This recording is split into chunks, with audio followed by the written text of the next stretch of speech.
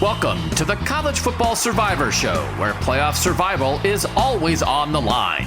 Here are your co-hosts, Doug Lesmerises and Shehan Jeyarajah. Welcome back to you guys. Appreciate you joining us here on the big show, the College Football Survivor Show. We do this twice a week, once for Apple Podcast subscribers. That's the bonus app. This is the app for everybody. But Shehan, we've been doing this format that we're going to do on this show today for the bonus episodes for a while now. We are doing Mount Rushmore position groups in the history of the playoff. So it's an 8-year history of the playoff. And today, the big dogs, the 4 best quarterbacks in the history of the college football playoff. We have already done for the bonus eps, running backs, linebackers, receivers, and defensive backs. If you guys want to sign up, it's $2.99 a month.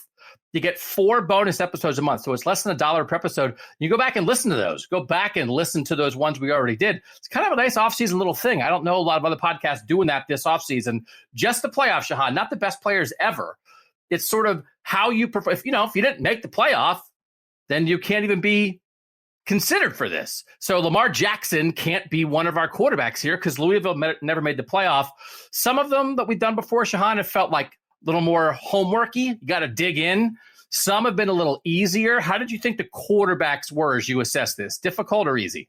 I lean towards easier. The nice thing about quarterbacks is that we got very easy numbers, right? So we can compare those things pretty easily. And the other part of it, too, is that, they're quarterbacks. We all remember them. We all remember every game that each of these guys played. So it does make it easier from that perspective. We're not having to go through and try to figure out, did this cornerback maybe have a great game and we didn't necessarily see it because it wasn't even on our screen when we were watching the game, so that makes quarterback a lot easier.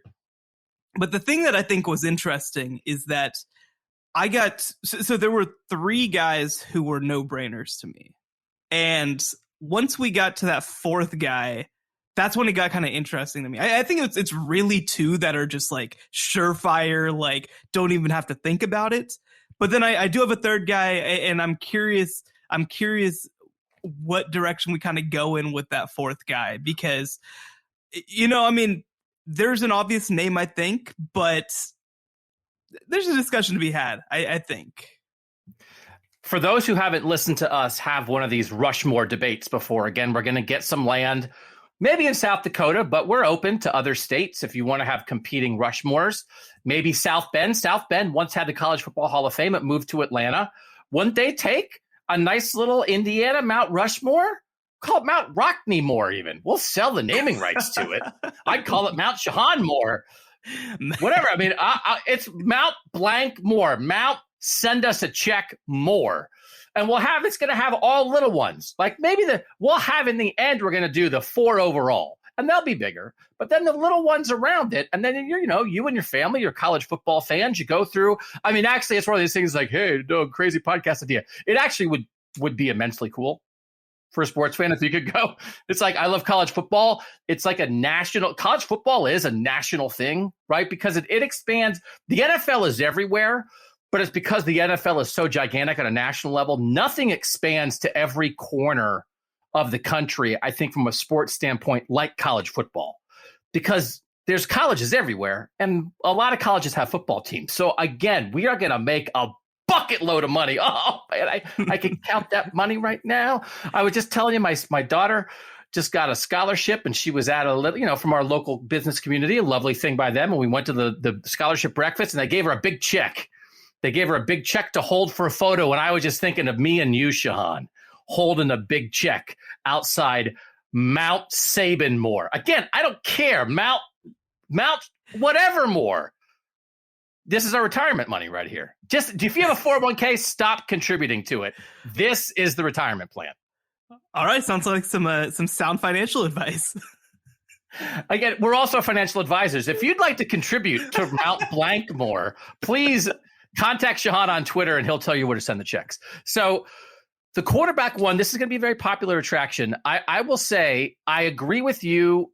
One of the other things that happened to me is there were some guys who I was like, oh, that guy's in the mix. And then I went through the guy, and I was like, oh, maybe not. But I will say this. So the candidates here, now I'm not talking about just the year that a quarterback was in the playoff, but I'm talking about the totality of a quarterback a quarterback who was in the playoff at some point. In the totality of his career, there are 6 Heisman winning quarterbacks who have participated in the playoff in the 8 years of the playoff. You want to name them? I mean, it's not that. You want to name them? We play Name That Quarterback? Yeah. Let's play Name That Quarterback. So, Jameis Winston. Yep. Marcus Mariota. Yep. Kyler Murray. Yep. Baker Mayfield. Yep. Joe Burrow. Yep.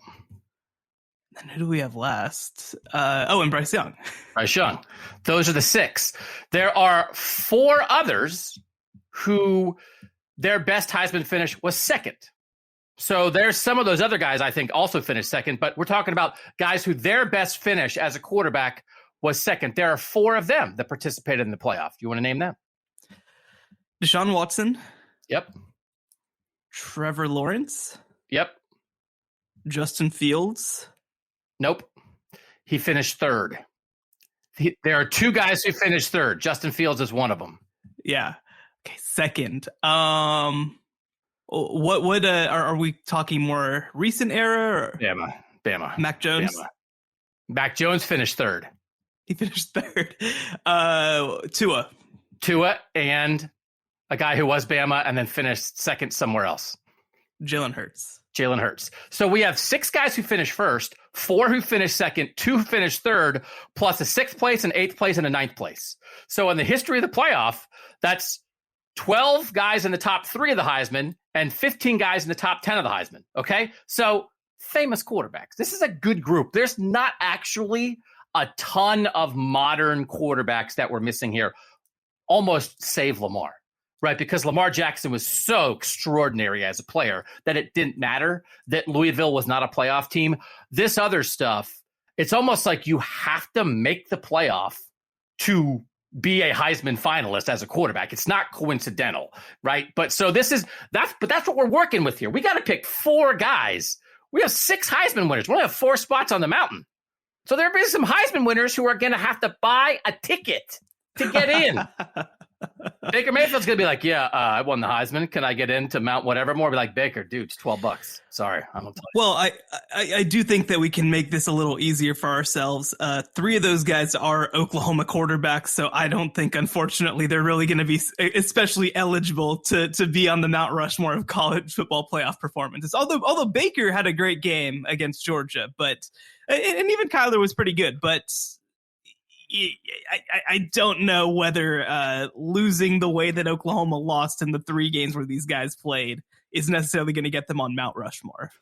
So how much for those of you who are listening to a Mount Rushmore debate for the first time, and to those who have listened on the Apple Podcast bonus episodes, thanks for listening to those. Rings matter depending. For some positions, they matter more. For some positions, they matter less. How much do you think winning a national championship matters for quarterbacks in this discussion? The issue for the guys who didn't win is that there are just too many players who did, right? Like there are too many good quarterbacks who did win a national championship. Now, I've kind of said before, I said this when I was comparing to other position groups, like winning a national championship at Alabama, sure, like it matters, but like the reality is, I mean, if Baker Mayfield was the quarterback at Alabama instead of Tua or instead of Mac Jones, like he would have won a title, just flat out. Baker Mayfield would have won a title if he was the quarterback at Alabama.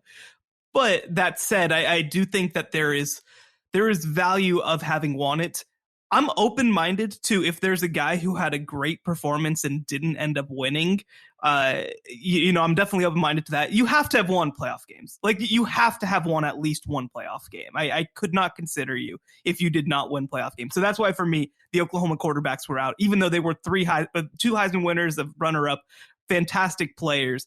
But the fact that they didn't win a playoff game, I think really, because you have to play in multiple is the other part of this too. I don't think that you can just play in one game and that be enough. I think that there are just too many talented players on this list for that to be the case. We are always talking about accumulators versus 1 year fantastic performances. That comes into play with every position group. There are 2 quarterbacks who have participated in 3 separate playoffs. One is Trevor Lawrence. One is Jalen Hurts. Jalen Hurts did it at 2 schools. By my count, there are 5 quarterbacks who have participated in 2 playoffs. Deshaun Watson, Baker Mayfield, Justin Fields, Tua Tagovailoa, and Ian Book. How about Ian Book? Now, Tua, one of his participations is coming in the second half of the national championship game. But that's some juicy juice. That counts. So, and then there's a bunch of guys. Everybody else is just one. So some accumulators, some outstanding performances. Shehan, we'll start with you right after this as we start to build our quarterback Mount Rushmore on the College Football Survivor Show. The College Football Survivor Show, where playoff survival is always on the line. Doug and Shehan, first chisel in your hand. Shehan, it goes to you. And why are you starting with Stetson Bennett? Because I like nice people, and I actually don't even know if he's nice. I mean, I think that sometimes we assume that like if a guy is like a mediocre quarterback, then that means that he's a good guy. I don't actually know that that's the case, but anyway. And like a walk-on, like everybody loves walk-ons, right? It's like, oh, walk-on, like what a hardworking guy. But it's like Baker Mayfield started off as a walk-on. I don't know if that guy's nice or not. I mean, it's fine. I like jerks. I am a jerk. But again, I think it's, yeah.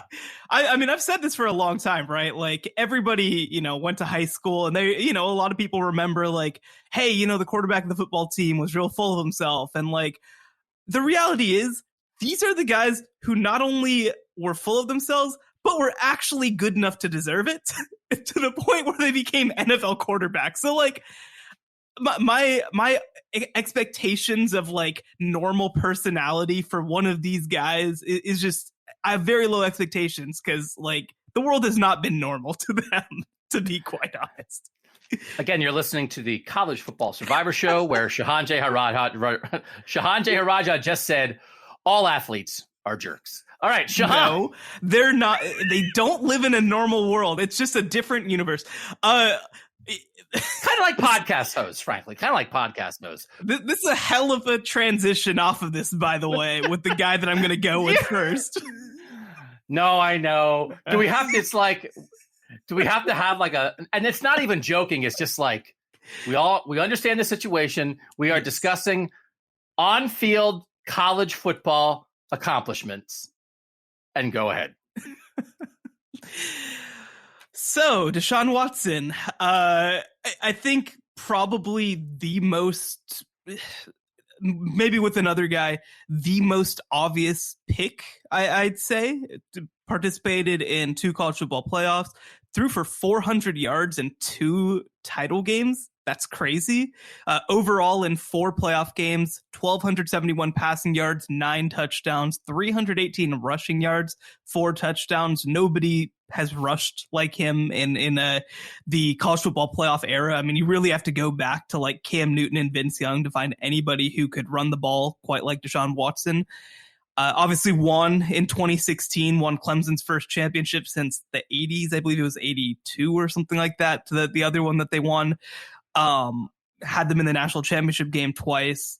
Like this is the guy, right? Like this is of the playoff era. I think that if you have to pick one quarterback, there are other contenders, but this is probably my pick for the guy when it comes to the quarterbacks of the college football playoff era.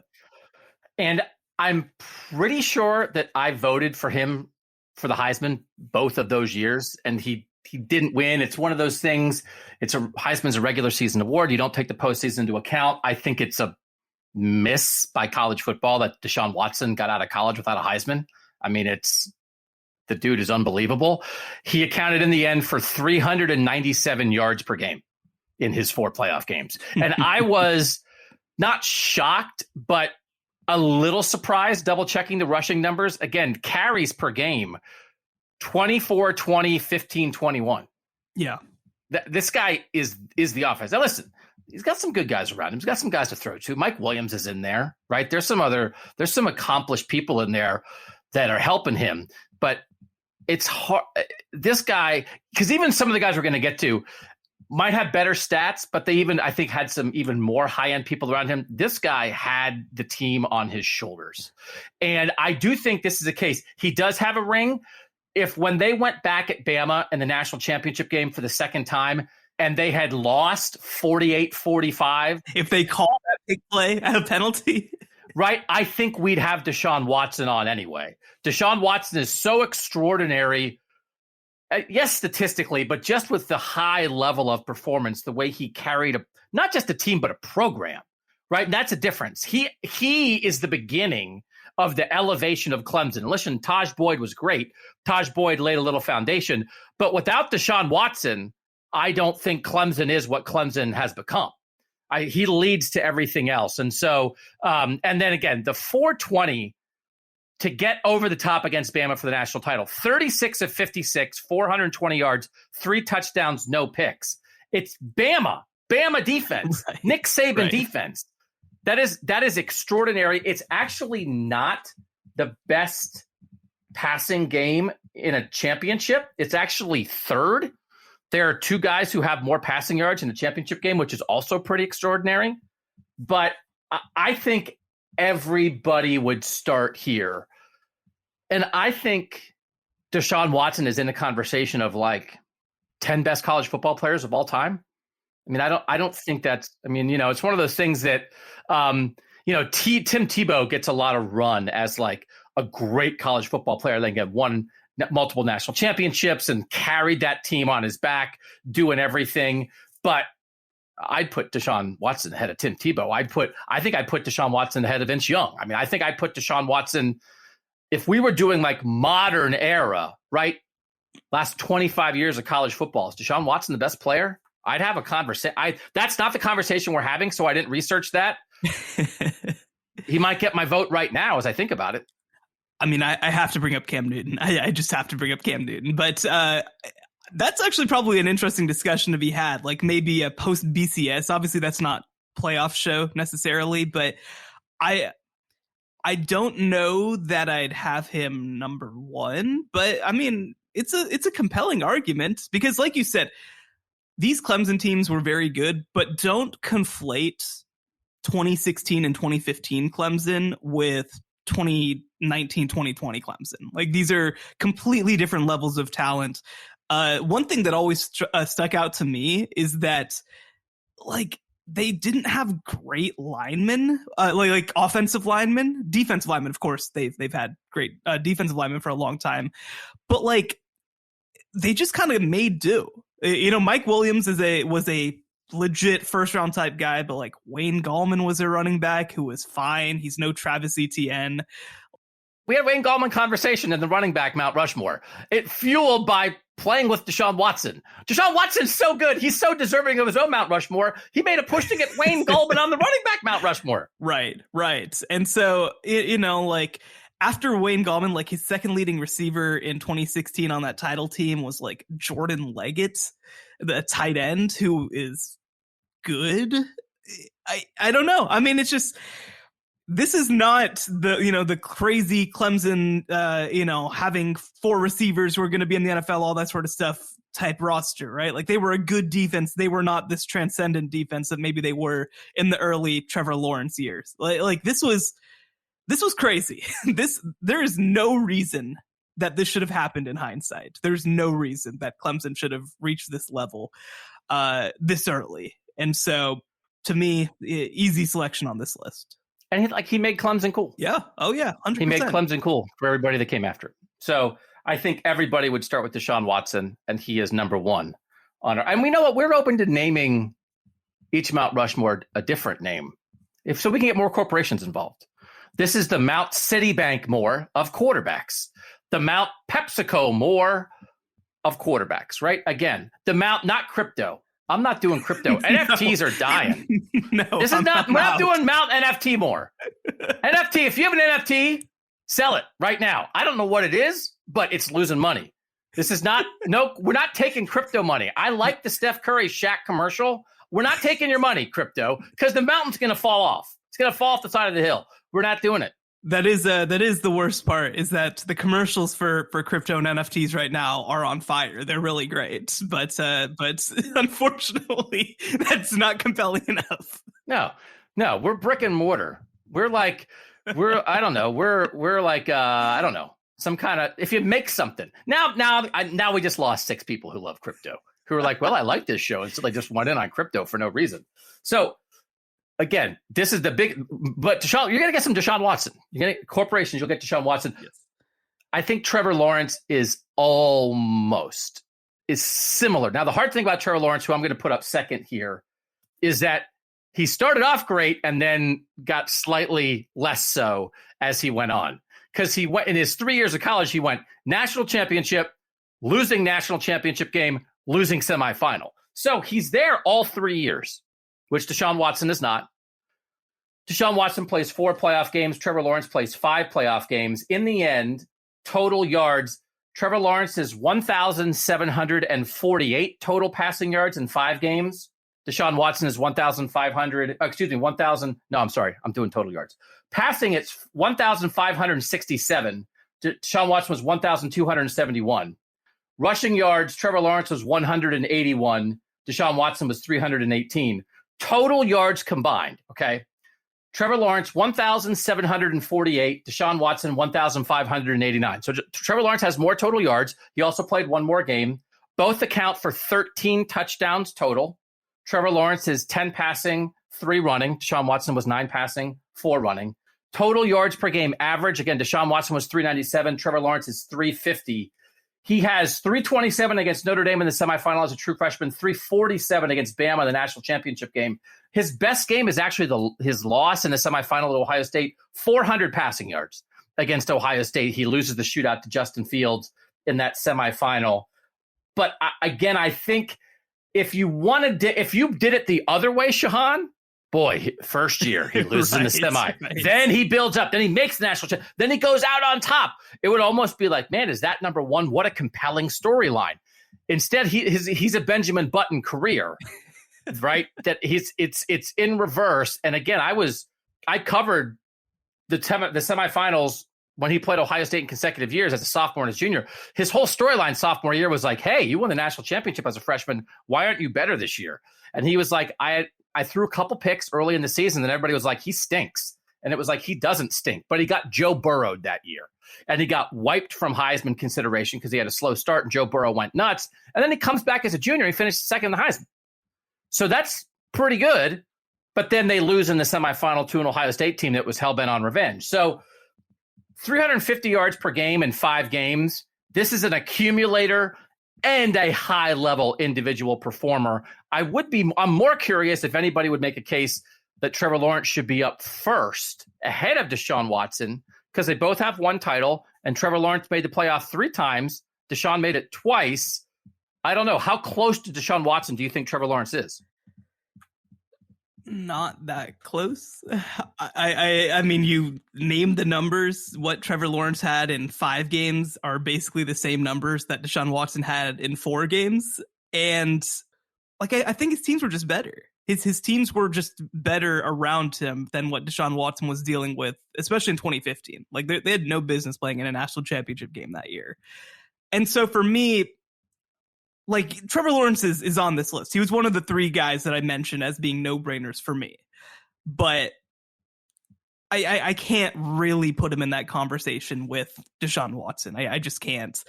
Trevor Lawrence, to me, actually, I feel like almost has had such a weird college career, because he was one of those guys that he came out of high school and he was like the number 1 recruit in the country. And for whatever reason, I even though I work at CBS, I have no idea how 247 does their composite stuff. He had a .9999 rating, not a perfect one, but like as close as you can be without being perfect for whatever reason. But, you know, so he came in number 1 quarterback in the country. Him and Justin Fields had really jockeyed for position in that recruiting class, and Trevor Lawrence comes out on top. And obviously wins that title his first year on a really good team. And it sort of feels like at that point, he just kind of exists in the college football world. Like, there's nothing more that anybody really expects from him. There's nothing else he can really accomplish because he won a title his first year and was all this sort of stuff. And like you talk about his second year, it was, why is he struggling when he's actually playing really well? But also, like, the expectations were insane, right? Like after that national title game, it felt like his career, I don't want to say didn't matter, but like it kind of felt like his career didn't matter and we were just waiting for him to enter the draft. It really, it was an interesting context with Justin Fields because as it wound up, they were two Georgia high school kids who were like played high school football 15 miles apart from each other, were number 1 and 2 in that class. And they wind up meeting in the college football playoff in consecutive years. That's a nice little storyline. Trevor Lawrence wound up being the benchmark for everybody else, but sometimes the benchmark is not as exciting on its own merits. And then he got thrown into the quagmire in Jacksonville last year in the NFL as a rookie and just disappeared from consciousness because the whole story in Jacksonville was what is Urban Meyer doing and who did he kick this week? And so we didn't think about Trevor. If Trevor Lawrence was tearing up the NFL right now, if Trevor Lawrence had made it was another year of Trevor Lawrence fading. Peak, 18 is peak, and then 19, 20, and then 21 again is a slow fade, not in skill, but in our awareness of him. And he's still in that now because we do recognize the fact that what you do at the NFL reflects back on how we view you as a college player. We knew Lamar Jackson was awesome. And then winning the MVP in the NFL confirmed our knowledge that Lamar Jackson was awesome. We don't know what Trevor Lawrence has ahead of him, but right now he's just in a weird spot because he accomplished everything. And then he wound up being compared to himself. And what he was being compared to was a national champion as a true freshman. And that's hard to live up to, man. It's one of those things. I almost feel sorry for him. It's just perception feeling sorry because he's an excellent football player and he's on our Mount Rushmore. And I don't know. I don't want the families. Mom, who's that guy? It's like, oh, Trevor Lawrence. He's excellent, but really, you should feel sorry for him. That's not what this is about. We are celebrating Trevor Lawrence, but it's a little weird. It almost felt too easy, his career. Like, and I think that part of it is because, well, obviously he wins as a freshman. That's part of it. But I think that another part of it is also that, like at Clemson, you just don't really play in big games because you don't play anybody. And so we kind of ignore you for 13 games until you play in the college football playoff. And then you're kind of only judged on that in some ways. I don't know. I felt this since he was in school. Like I feel like I don't know how to contextualize him very well, and I don't know why. Because, like you said, he's done everything. He's one of the most accomplished football players of all time. But it doesn't always feel like it. And he's going to be a great NFL player. I don't have any doubts about that, despite all the mess that happened in Jacksonville. He was fully deserving of being the number 1 pick, all that sort of stuff. But it's just, he becomes not anonymous. That's not fair, but like taken for granted. Yeah. He has become one of the more anonymous, fantastic players in the history of college football. Like I remember actually when we were in our FWAA All-America meeting, somebody brought up, something just to consider with Trevor Lawrence, because there are obviously so many great quarterbacks. You have to consider everything, but something to consider with Trevor Lawrence is that if no All-America team names him first team, then he is not eligible for the College Football Hall of Fame. And obviously you don't just make a decision based on that, but it was interesting to kind of be like, I guess that's true. I guess that's something that you have to think about. It's not something I would have really thought about that hard, but like, I guess it's true, that's there was never a moment where everybody was like, he has to be first team. He has to be first team, I actually think that was me. Not to be, I think I was, I definitely was part of that discussion because that's how we met on the FWAA All-American Committee. But that was a big deal to me because 2018, he comes in late. He doesn't win the starting job until like week 3 or 4. They win the national championship, but like he's not going to be the first team quarterback that year because that's Kyler Murray, Tua Tagovailoa, Dwayne Haskins. So it's not going to be him. And then 2019, he gets Joe Burrow. Joe Burrow is the first team quarterback for everybody. And then 2020, it's like, okay, well, there's Mac Jones. There's Justin Fields. There's sort of like multiple options here, but then this is the reality. This is going to be this guy's last year in college. He's a national champion. He's going to be the number 1 pick in the draft. And he has a chance to never be a first-team All-American. Like, what are we doing here? And I think we did it. I think we made him, like, I'm not saying we got him in the College Football Hall of Fame, except I am saying that. So, like, but that is indicative. That discussion shows it's like we had to make the point of saying, hey, this guy who's awesome, maybe he should once in his life be a first-team All-American, because that's really what the whole point you're making is encapsulated in that discussion. Maybe he should make the College Football Hall of Fame. Like, I think that's part of it too, right? Because he almost was in a position where, I mean, he is like maybe the most talented quarterback in the country in college football. But like, I don't know how many people would have said that he was the best, even though he had a really good case to be the best. Like, I mean, obviously 2018 you have Kyler, 2019 you have Joe Burrow. Like, he also overlapped with some incredible quarterbacks. That does not help. And Justin Fields was over there at Ohio State. Obviously, they're always going to be compared. Mac Jones did his thing, of course, at Alabama in 2020. It just, he is probably the greatest player who is just kind of accepted as great, but then we feel like we don't have to talk about it almost because of it.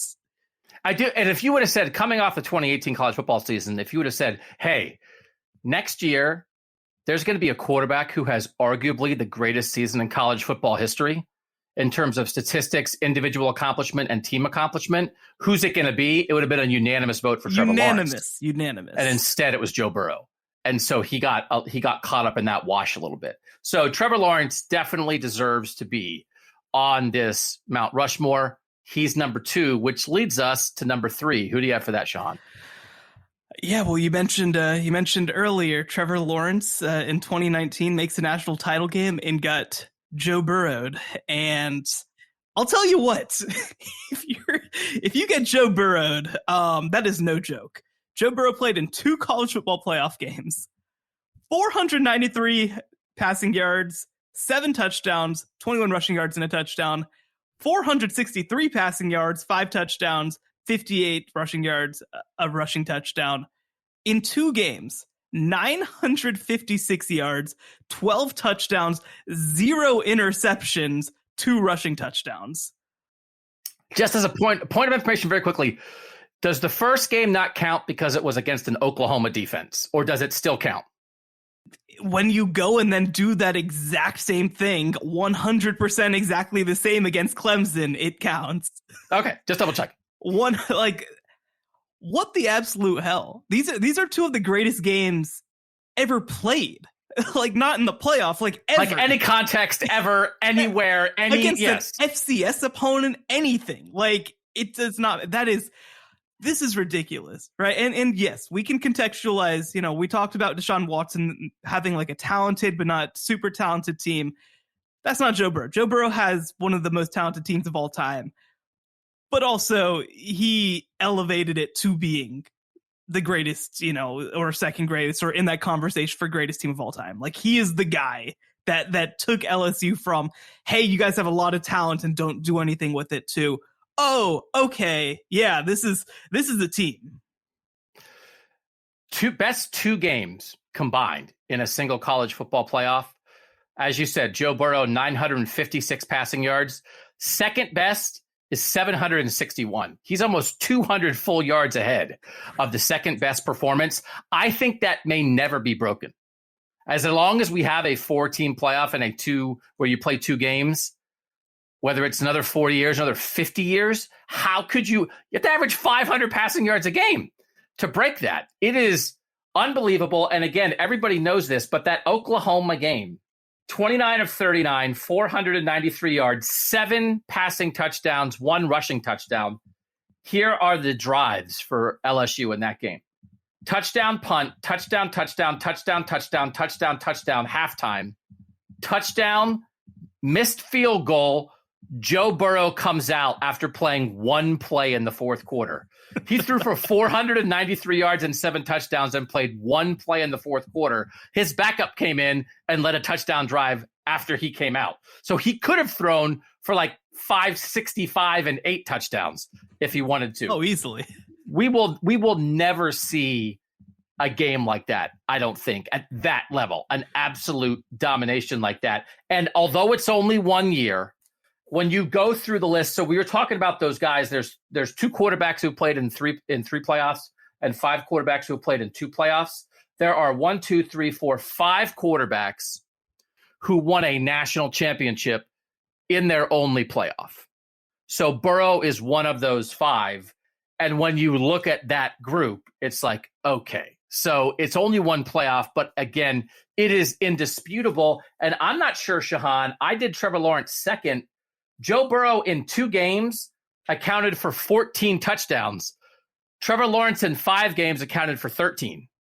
Deshaun Watson in 4 games accounted for 13. Joe Burrow has more total touchdowns than either Deshaun Watson or Trevor Lawrence.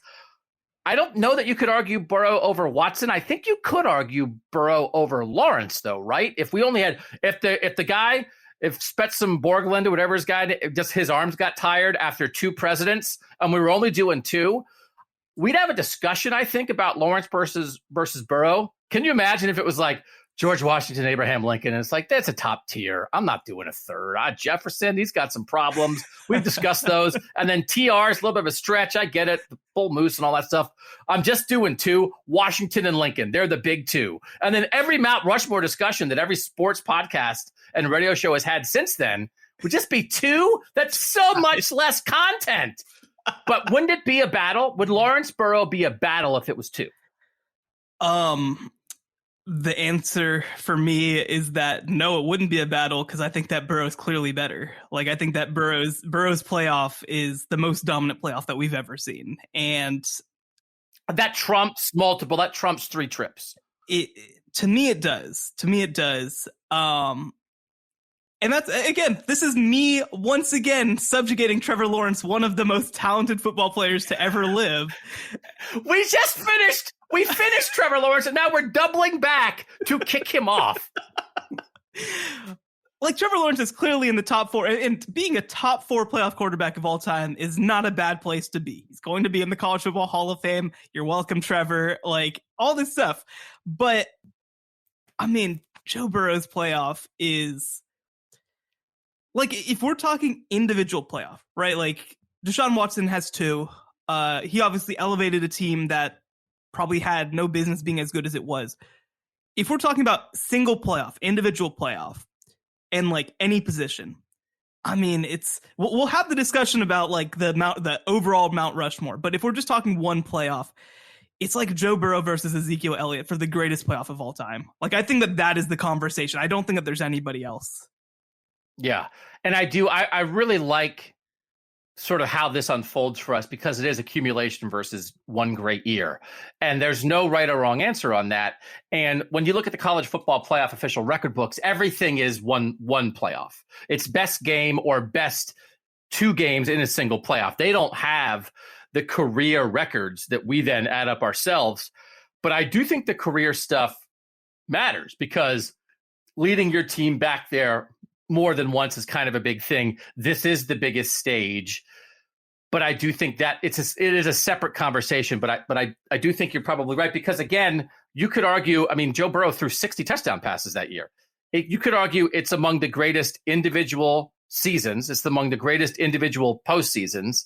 It's among the greatest offensive teams as a whole, among the greatest future NFL producing teams as a whole, and Joe Burrow's driving that. So again, if we ever did the 10 best individual college football seasons, national championship, Heisman Trophy, record-setting stats, and you're the number 1 pick in the NFL draft, and plus you're like smoking cigars and you put an X in your name, I mean, that is right there. And by the way, on our Mount Rushmore, are we going OW or EAUX?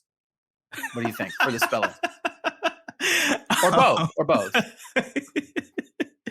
Let's go EAUX. I mean, we're gonna have an NFL Mount Rushmore at some point, right? And like, Joe Burrow's already playing in Super Bowl, so he can get the OW when he makes that one. We'll have the EAUX on this one. And by the way, for Ohio State fans, we'll have like one sentence about Ohio State there, so you can come pay your $12.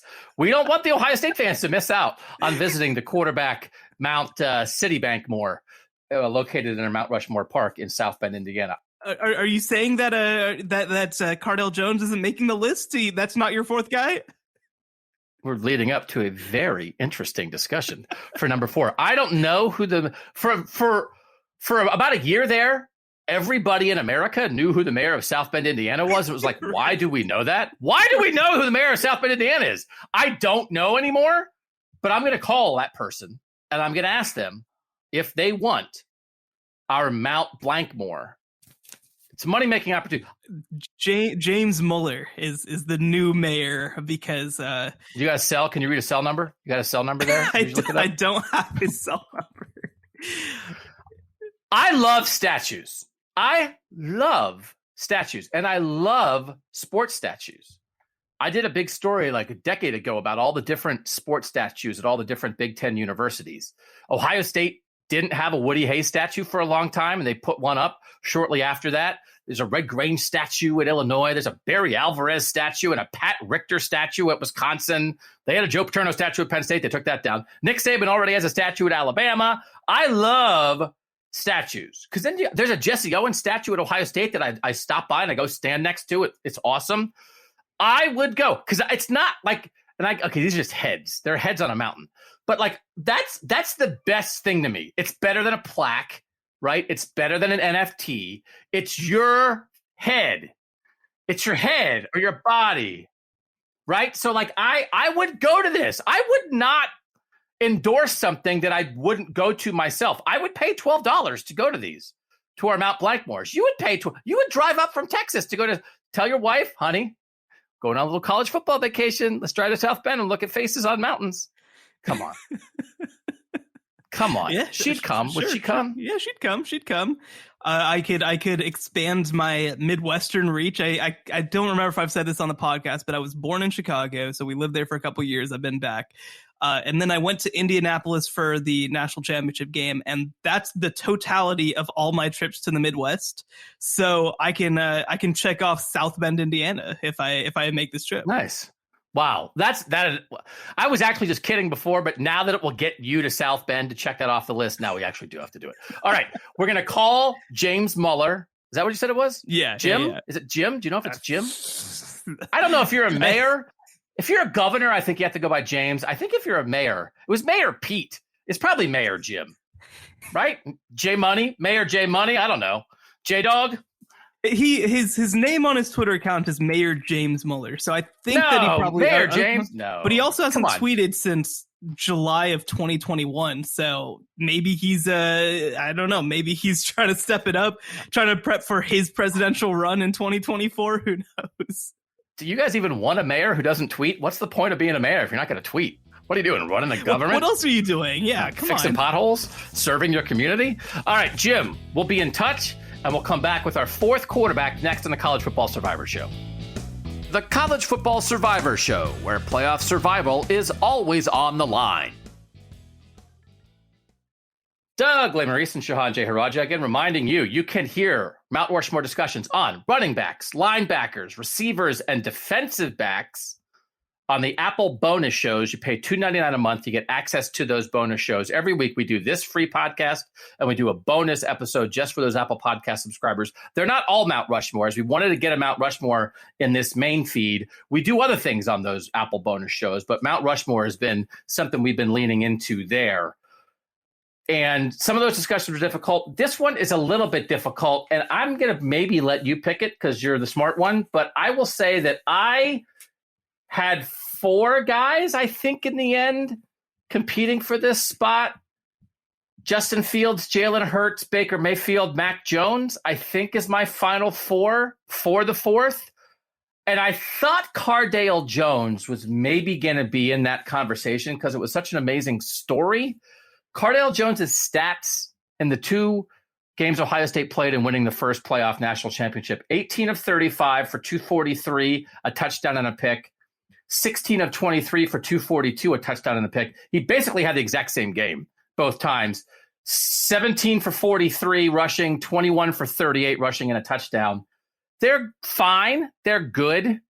But as you said, Ezekiel Elliott, no surprise, made our running back Mount Rushmore. That was huge. They had some defensive stars there. It's an amazing story for a third-string quarterback to come in and help his team win a national championship. If we're going on story, and here at Mount Blankmore, we love stories. If we're going on story, Cardale Jones definitely has a case. And I guess I'll say, if there's not an overwhelming statistical performance excellence case, I do think a story spot is okay, especially in the TR spot, because TR is a little bit of story. If he didn't have a mustache. Oh, yeah. He's a legend guy. He's a legend. Yeah.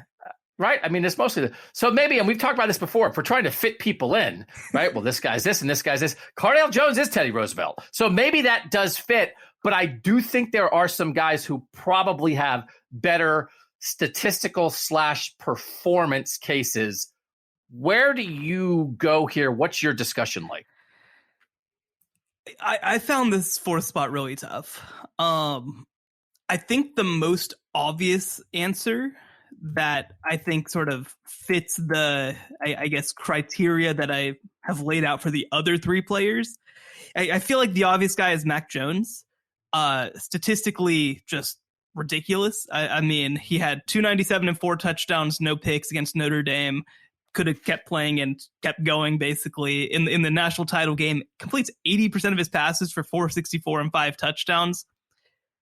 The only thing for me, and again, this is probably me being unfair again, is that was the Devontae Smith playoff. Like, I'm sorry. That was not about Mac Jones. It was about how great his receivers were that year. And so I'm not saying that means that he shouldn't be the pick, because his statistical excellence is ridiculous, just absolutely insane.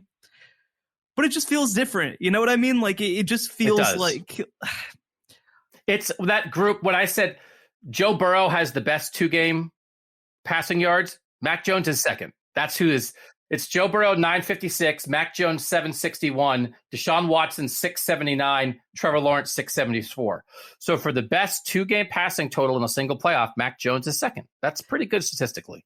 Yeah, no, I mean, it's ridiculous statistically. So I think that if we're making that argument sort of purely based off of that, I mean, Mac Jones has a tremendous case. The other guy, so you brought up the 2-game list. The guy that you didn't mention, who I do think at least deserves to be considered, I feel like maybe it's just Mac Jones. I feel like maybe it's just the numbers are good enough that we kind of have to do it. The other guy who, so we have Joe Burrow, Mac Jones, Deshaun Watson, Trevor Lawrence. Those are the top 4 on the 2-game list, the single season list. Number 5 is Marcus Mariota. And I think that Marcus Mariota, obviously, it's hard to make that case because they didn't win. He only played in one college football playoff, because also that's just kind of how, 2014 was the first one. That was really the only one that he was able to participate in. I think that Marcus Mariota, in a lot of ways, is like one of the more underrated college football players of the past decade. Even though he won the Heisman Trophy, I think people forget how good he was. And he was really, really good in the college football playoff. 338, 2 touchdowns, 62 rushing yards and a touchdown against Florida State, against Ohio State in the title game, 333, 2 touchdowns, 39 rushing yards. Unfortunately, Oregon gets blown out in the national title game, so I think that hurts his case a little bit. But I do think that he is... I think that he deserves to be in that conversation. I think that he is comparable to the, Baker Mayfields. I think that he's comparable to the Jalen Hurts. But obviously at the same time, like, it's probably too difficult for me to make the Marcus Mariota over Mac Jones case. I will say so Marcus Mariota has the 5th best 2-game passing. 6th is a guy that I would not have expected, is Jake Coker, who has a national championship for Alabama against Michigan State in the semis. 25 of 30, 83% completion for 286, 2 touchdowns, no picks. National championship against Clemson, 16 of 25 for 335, 2 touchdowns, no picks. So 4 touchdowns, no picks, averages more than 300 passing yards a game, completes like 74% of his passes. Like, if we're searching, that's a ring, good stats. But again, did Jake Coker make Bama go? In 2015, no, he had Derrick Henry and a Nick Saban defense. So that's hard. It's like, who made their team go? Baker Mayfield made his team go. Yes. Baker Mayfield made the playoff twice. He lost in the semifinal both times. First semifinal against Clemson, 26 of 41, 311, 1 touchdown, 2 picks. Second semifinal loss to Georgia in overtime, a game Oklahoma should have won.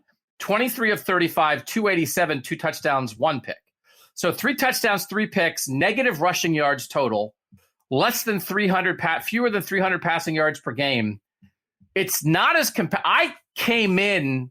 Also, for some reason, I thought Baker Mayfield had made the playoff 3 times, and he didn't, because he made it. They missed in 2016. In the year in between, they missed. So they made it in 15. They made it in 17. 17's his Heisman year. That's like not a great case. Yeah. I mean, you never won a playoff game. Like that's like Jake Coker's ahead of that. They each played 2 games. Coker has a ring. I mean, Coker played for Alabama, man. Like I can't go that far. Baker Mayfield makes Oklahoma go. Jake Coker does not make Bama go. But how do you separate those? Justin Fields, 3 playoff games, 30 of 46, 320 against Clemson in the loss, game they should have won. Then 22 of 28, 385, 6 touchdowns in that revenge game against Clemson the next year. And then 17 of 33, 194 and a touchdown where they just got steamrolled by Alabama. Also ran for 67 in that game. Total 3 games, 899 passing yards, 8 passing touchdowns, 3 picks, 122 rushing yards. No ring, not bad. And he had a great defense in 2019. The 2020 defense was not great. Justin Fields, more than Jake Coker, made them go. Definitely. Doesn't have lost to Mac Jones in the national championship game. So are we going to have him lose to Mac Jones and then not do it? And I will say the Jalen Hurts case. Do you know how many playoff games Jalen Hurts played in? 5, 7, because he played in a couple when he was the backup to Tua. Like he got in. So he was 7 of 14 for 57 yards against Washington. Then he was 13 of 30. I mean, it's like he played in 7 playoff games. Two of them he didn't really play in. He played like garbage time minutes or wrinkle minutes. And one of them he got benched at halftime for Tua. Right. So 4 of them he played all the way through, and he played tiny bits of 3 others. He threw for 556 yards total in 7 games. Joe Burrow threw for that many like in 1 game. So again, it's like Jalen Hurts, 7 different playoff games in his career. That is amazing. The lack of stats is equally amazing. Like I was ready for an accumulator case for Jalen Hurts, except he didn't accumulate anything. Yeah, I mean, you can't make a case for Jalen Hurts. Like you just can't. The thing that I don't like about Justin Fields' case is that I think that you can make an argument that 2 of the worst games of his career came in the college football playoff. The title game against Alabama completes 51% of his passes for 194 yards. Like that is a bad game. Great team. I'm not saying that this is his fault, but like this is the bar that we're obviously holding him to. With good weapons. Now they were missing their running back in that game, but good weapons. And then in the semi versus Clemson, like in 19. Yeah. He had a huge pick that in some ways cost him the game. Only 1 passing touchdown, 2 interceptions, which he had not had 2 interceptions in his entire career to that point. He had 1 career interception heading into that game and then had 2 in that game. So like if the game against Clemson, 385, 6 touchdowns, that's Justin Fields, right? Like that is him doing his thing. It's not great to me that in the biggest moments he didn't play his best football. Now, obviously, as we all know, he's got that all out of his system. Now he's with the Chicago Bears and he's going to be a Hall of Famer. But if we're only judging him on back then, but that's a concern to me. I don't love that.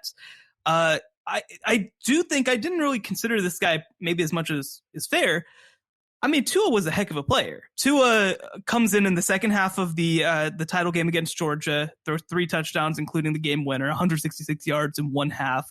He does have 6 touchdowns, throws for 318 against Oklahoma, 295 against Clemson. They lose that title game, though. The fact that his only ring is when he came in as a backup probably hurts him. Again, like I feel like we're just going to end up to me at least, like, I feel like I'm just going to have to default to Mac Jones, even though I feel like maybe there were other guys who, like you said, drove the car a little bit more, but it's tough. So I think we've eliminated Jalen Hurts, right? Yes, 100%. Have we eliminated Baker Mayfield? I think so.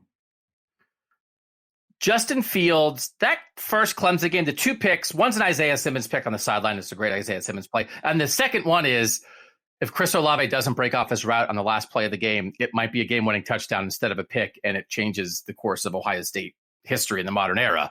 But what happened, happened. So I did not have Tua in my initial thing. You make a good point about Tua.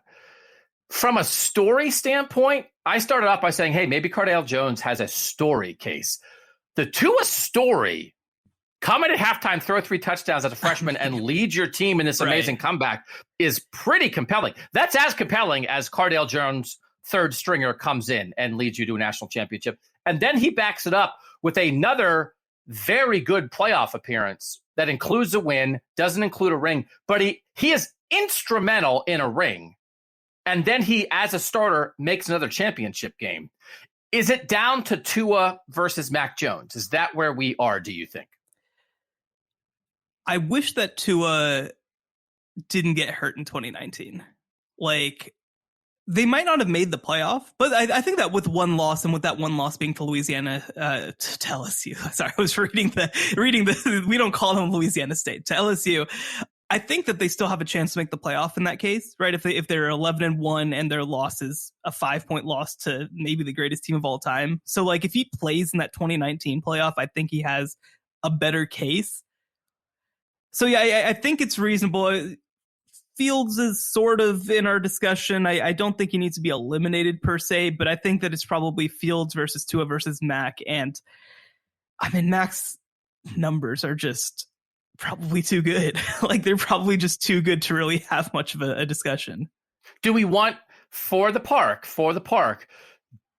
when you point at the face, what you tell your kid or your friend or your significant other or your grandparent, the story, okay, you're going to Deshaun Watson, Trevor Lawrence, Joe Burrow. You're telling those stories. You get to the 4th face and you point to it, and in 15 seconds, you describe why that person's face is up there. What's a better description? What you would say about Tua or what you would say about Mac? I mean, I think that not only is Tua's more interesting, but I think that Cardale would be more interesting too from that perspective. Because no, I mean the answer is that Mac Jones played with the Heisman winner, like, and played on. If LSU in 2019 is not the greatest team of all time, it's because Bama in 2020 is the greatest team of all time, right? Like, that's the level that we're talking about. And then when you point to Tua, then you could say, and you know what? His backup then came in the next year and has the second highest 2-game passing total in playoff history. But that guy had to back up him. Mac Jones, when they were both there, was behind Tua. Yeah. Yeah, and it's convincingly. Is that anything? When they were there together, Tua Tagovailoa was better. So we're now going to put Mac Jones on because he had Devontae Smith? I mean, this is the discussion we kind of had about Hunter Renfrow versus which receiver did we end up putting on the list? I think Wayne Gallman. Wait, no, that was a different one. The Wayne Gallman discussion is going to stick with me forever. It wasn't Mike Williams. I think it was Mike Williams. We're having like a who is sort of the beneficiary and who is the driving force. Is Mac Jones more of a beneficiary? You know what Tua drove? Tua drove the second half of an amazing national championship comeback. If Tua Tagovailoa does not exist on this planet, Nick Saban has one less title. Is that a fact? Oh, that's a fact. 100% a fact. I think I want to tell my friend when I point. My finger's in the air.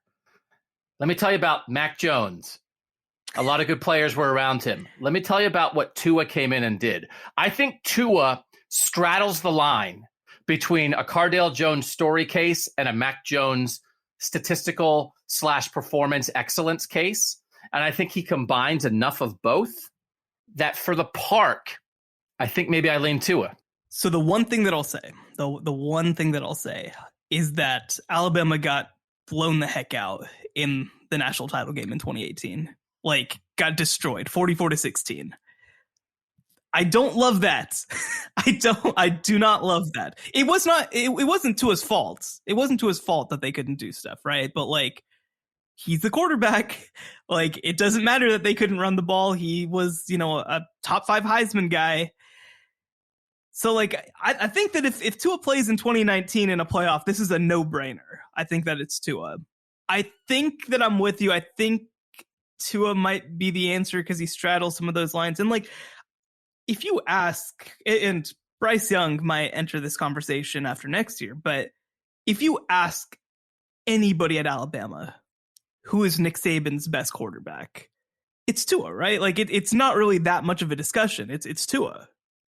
Well, and it's hard again because Tua hasn't had a great NFL career so far. Right. Which does not factor in, by the way, to this. Like, well, it shouldn't, but I think subconsciously, if Tua had gone out and had led his team to the Super Bowl like Joe Burrow did this year, yes, or if Tua was perceived the way Justin Herbert is perceived, and those are the 3 guys in that quarterback class, I think we'd have a subconscious higher opinion of Tua for this discussion, even though it shouldn't matter. I think to me, it can confirm, right? Like, I think that, like with Lamar Jackson, I think it only confirmed that maybe he was even better than we thought that he was.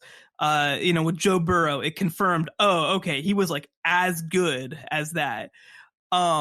I don't think it should go the other direction. Like, I don't think that Johnny Manziel not being good in the league means he wasn't great in college. And so I think that there's an aspect of that with Tua. Now, the one thing that I'll say about Tua is that he did things in college that feel like they should have been transferable to the league, and I don't love that they weren't. But also injuries have played a big part of that. And like, Mac Jones had a good rookie year. I'm not sitting here and saying, wow, did you see what Mac Jones did? That means that he was better than Tua the whole time. I'm just not saying that. It feels like to me, whoever we put up here for the 4th spot might be temporary, because if Bryce Young lights it up and wins a ring, or CJ Stroud, if he comes back. Yeah. I mean, I think either of that, like we have a couple, Tyler Van Dyke. Yeah. Caleb Williams. We're set Bennett, up for sure. I mean, actually, if he repeats, I mean, my gosh. Wow. Well, tune in next year for that discussion. So but that idea that we're set up for the next person who has a one-time Burrow kind of playoff can claim that 4th spot because it's not definitive. We have 3 definitive guys. Lacking a definitive answer, I'll give the edge to Story. I don't want it to be just Storyland. It's not fairy tales. It's not fairy tales. It's something more important. It's a game played by teenagers. Where you run into the area that's colored instead of the other area that's colored. And then you throw a ball in the air and you catch it and then you do a dance. But there's very specific rules. Don't worry.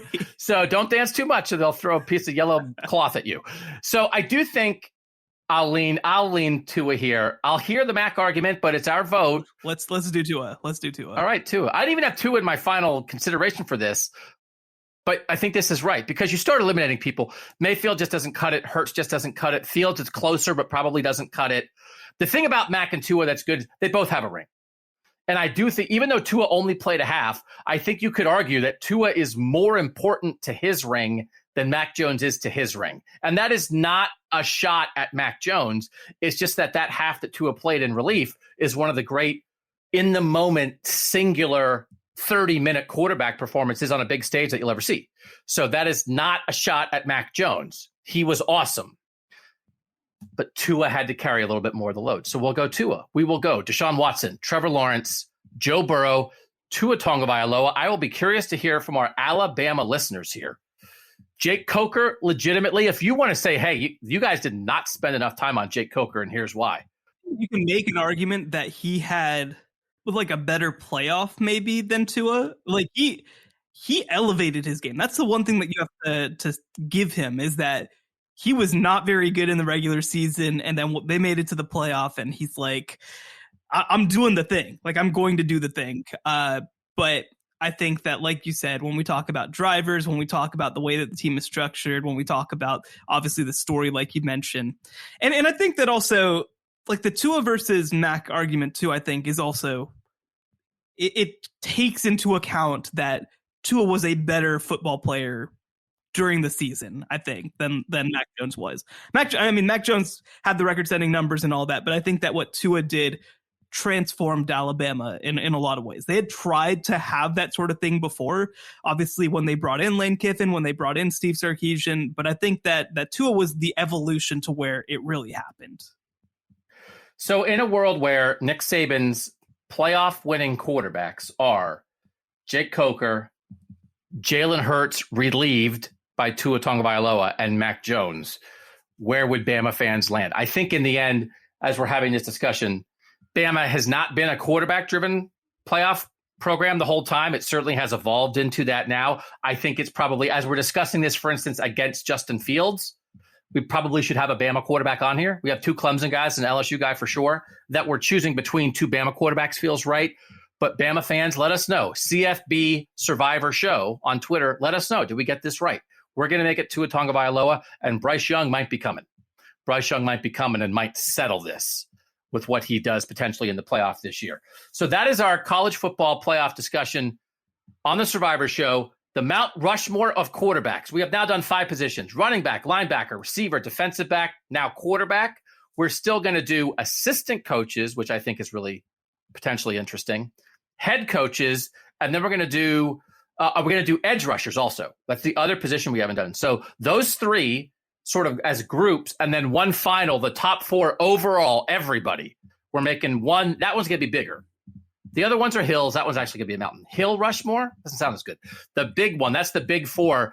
Those are ahead. Some of them will be on the Apple Podcast bonus episodes. $2.99 a month. You go to Apple Podcast, you just put your thumb on there or whatever. $2.99 a month. I think it's a good deal. Some of them will be here on this episode, which is every week. It's free for everybody. We hope you join us for both of them, or at the very least, join us for this free show every week, wherever you listen to podcasts. For Shehan Jeyarajah, I'm Doug Lesmerises, and that was the College Football Survivor Show. The College Football Survivor Show, where playoff survival is always on the line.